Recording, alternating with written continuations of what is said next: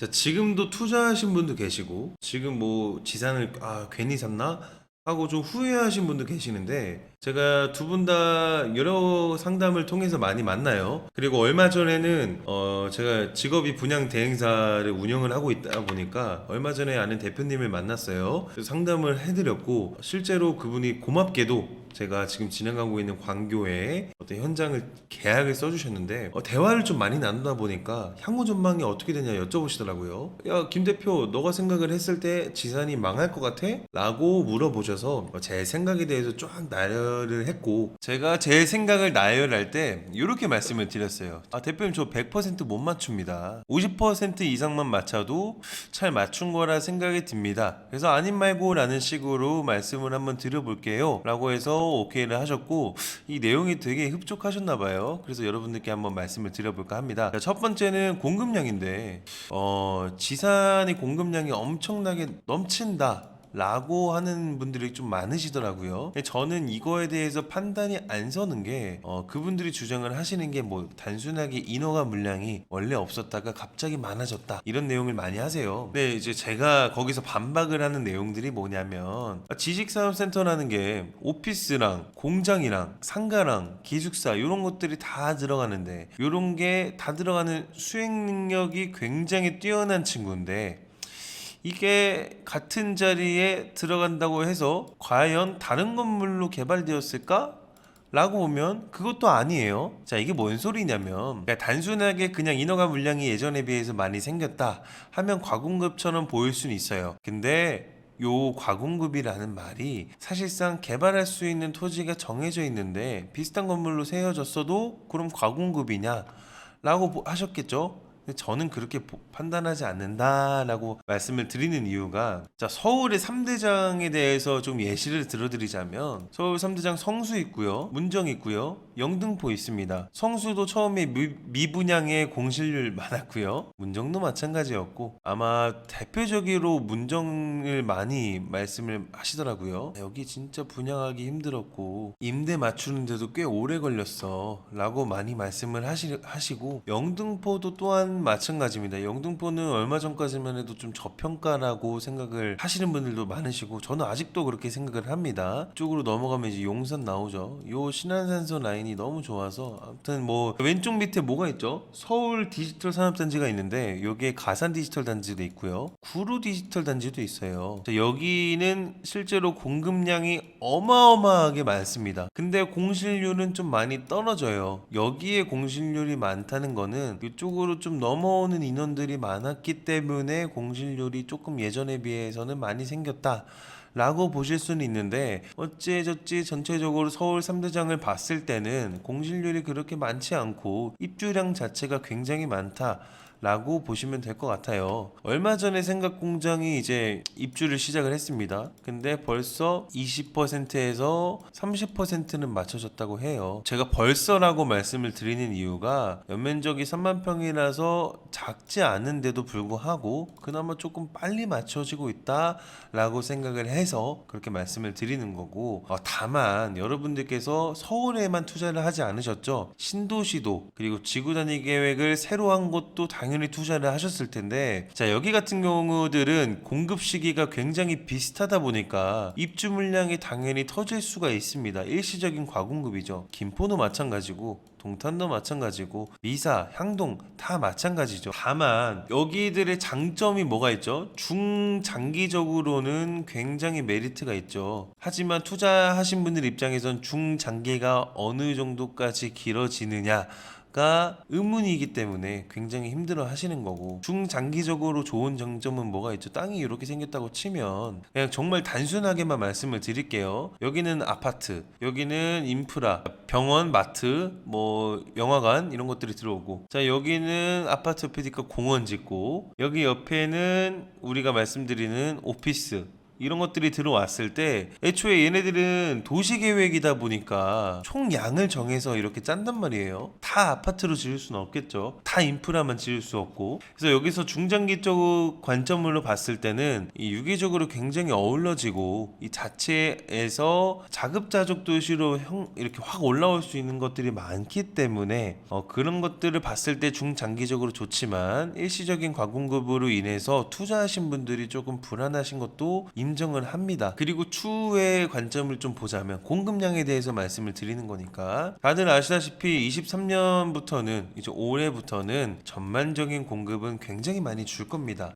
레고랜드 빨로 인해서 PF가 막힌 것도 있고 시행사가 못 버티는 것도 있고 여러 가지 굉장히 많은 이유가 있죠. 그렇다 보니까 주택 착공률, 우리 아파트만 해도 주택 착공률이 굉장히 많이 떨어지고 이 주택 착공률뿐만이 아니고 전반적인 공급이 굉장히 많이 줄고 있죠. 그렇다 보니까 24년에서 5년에는 정말 공급이 없을 것이다. 기표가 이미 난 곳들, 이미 승인 난 곳들, 인허가 승인이 난 곳들을 제외하고는 신규로는 공급이 많이 없을 것이다. 그렇기 때문에 과공급은 아니라고 생각을 한다. 과공급처럼 보일 수는 있으나 그건 아니다. 자, 수요에 대해서 말씀을 드리는데 이거는 지역별로 너무 상이합니다. 실제로 송도나 청라 같은 경우는 바이오 쪽으로 가야 되고요. 동탄 같은 경우는 실제로 1차 벤더뿐만이 아니고 2차 벤더, 3차 벤더 이런 벤더들도 많이 들어왔다 보니까 실제로 이런 수요가 어떤 지역에 어떻게 흘러올지는 모르는데 전반적인 관점에 대해서 말씀을 드리자면 실입주 기업들의 이점이었던 취득세라든지 재산세의 혜택이 작아질 수 있어요. 가능성이 있다는 소리입니다. 그렇다 보니까 실기업들의 분양이나 매매로 들어오는 경우보다도 임차인으로 그냥 월세로 들어간다는 얘기죠. 이런 전환 비율이 높아질 수 있습니다. 요런 취득세 재산세 혜택이 없으니까 그냥 내가 비용 처리하려고 그냥 임차인으로 들어갈게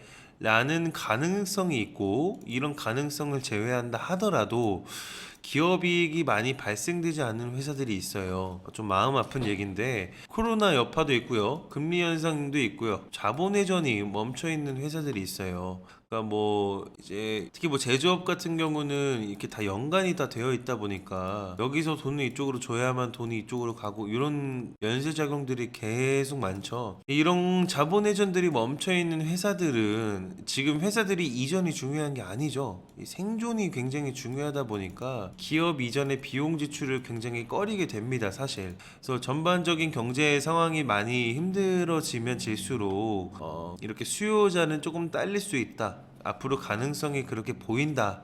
라고 예측이 되고요. 자, 대출 같은 경우는 제가 전 영상이든 전전 영상이든 계속 말씀을 드리는 거지만 저는 요거 나올 때랑 소비자 물가 지수를 좀 유독 관심 있게 보는데 결국에는 이 FOMC에서 미 연준에서도 금리를 낮추려면 요것들을 자세히 보고 있고 저도 그렇기 때문에 예측보다는 대응을 하려고 하는데 전문가들이 지금 요렇게 예상을 많이 합니다. 저 또한 이렇게 예상을 하고 짧으면은 23년 상반기까지 올리다가 여기서 이제 금리 올리는 걸 멈춘다든지 길면 23년 하반기에 멈춘다든지 이런 것들을 보기 때문에 금리 인하는 24년부터 되지 않을까라고 예측을 조금 합니다. M2 통화량을 줄일 수는 없고 그로 인해서 미국에서는 실제로 이 금리를 계속 올릴 수 있는 입장은 또 아니다 보니까 저는 24년으로 예측을 하는데 그렇다고 생각을 했을 때 24년에 등기를 치는 24년에 준공이 나는 건물들은 그나마 23년보다는 조금 수월하지 않을까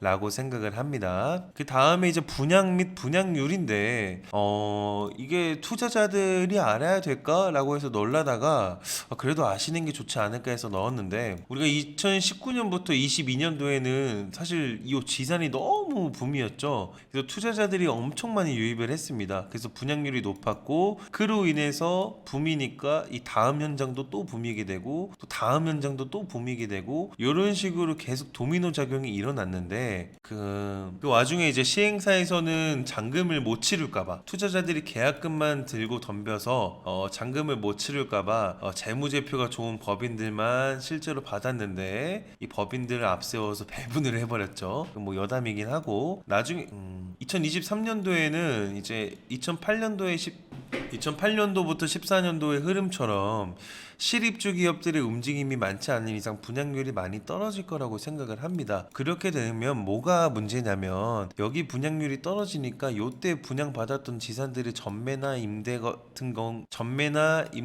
경우들이 힘들어질 수도 있다라고 말씀을 드리는 겁니다. 뭐 좋은 입지면 당연히 그런 걱정은 안 해도 되겠지만 전반적인 걸 말씀을 드려야 돼서, 그래서 전매, 매매, 임대가 어떻게 되느냐, 기준점을 23년 초반에 입주하는 지산으로 좀 잡아보면 전매를 지금 많이 던지고 있죠. 금리가 내가 버틸 수 있는 한계가 영역이 아니다 해서 전매를 많이 던지고 있으나 거래는 지금 되지 않고 있고요. 임대는 그나마 과공급이 아닌 이상 조금씩 꾸준하게 나가고 있는 편이고, 서울 3대장이라고 불리는 성수, 문정, 영등포도 어떻게 보면 계속 우상향을 하다가 처음에 미분양 난 거 빼고 계속 우상향을 하다가 처음으로 이제 하락을 보였습니다. 오해하실까봐 말씀을 드리자면 분양가의 하락이 아니고 매매가의 하락이다. 이게 또 폭락은 아니죠. 이게 폭락은 또 아닙니다.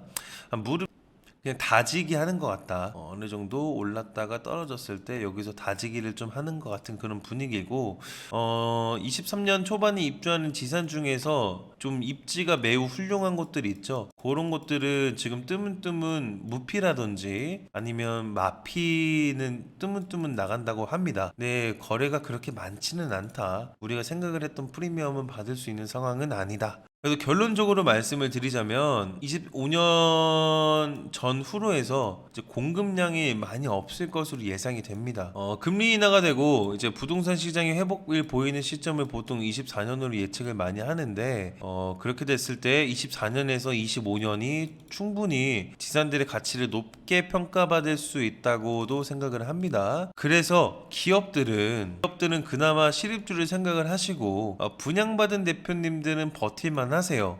이제 취득세라든지 재산세 혜택을 가져가실 수 있는 부분도 있고, 이자가 조금 내가 버티기 힘들다 하면 중기금에서 이런 혜택을 받을 수 있는, 국가에서 혜택을 받을 수 있는 부분도 다 알뜰하게 챙겨 가실 수가 있기 때문에 그나마 좀 버틸만 하다. 어차피 직원 복지 신경을 썼어야 되고 이사도 했어야 되니까 그나마 버틸만 한데, 개인이 투자하신 분들 있죠. 23년 초에 완공되는 것들 중에서 입지적으로 완전 역세권이거나 뭐 과천 뭐 이런 것들 있죠. 이렇게 훌륭한 곳들이면은 그나마 선방을 하겠지만, 23년 초에 완공이 되는 것 중에 조금 딸리는, 완전 입지적으로 좋지 않은 좀 B급이더라도 이런 곳들은 조금 힘든 시기를 보낼 수가 있다. 그래서 개인들이 조금 힘든 시기를 보낼 수가 있는데, 요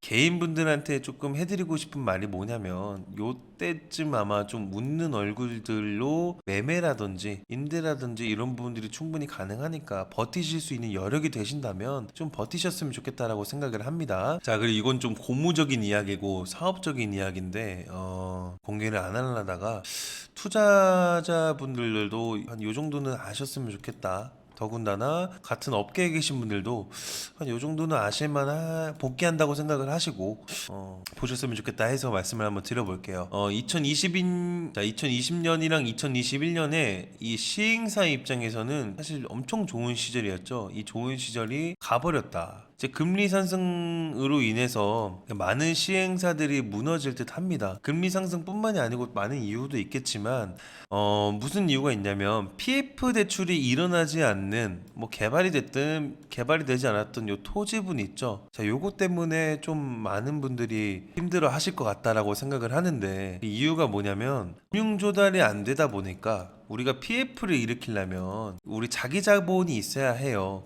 자기 자본이 있어야만 요 PF 대출을 고금리에 이제 대출을 받을 수 있는 건데, 이 금융 조달 기본 자기 자본이 안 되다 보니까 PF를 실패하거나, 혹은 브릿지론으로 내가 겨우 이 에코티 자기 자본을 마련을 했는데 레고랜드 빨이라든지 이런 걸로 PF를 실패한다든지, 혹은 금리가 너무 올라서 실패를 한다든지, 혹은 PF가 성공은 하였으나 이제 부동산 경기 침체로 미분양이 지금 많죠. 그래서 이제 돈 회수가 안 되다 보니까 이런 걸로 많이 좀 무너질 듯하다. 좀 마음이 안 좋지만 실제로 돈잔치가 끝났다라고 생각을 하셔야 될 것 같아요.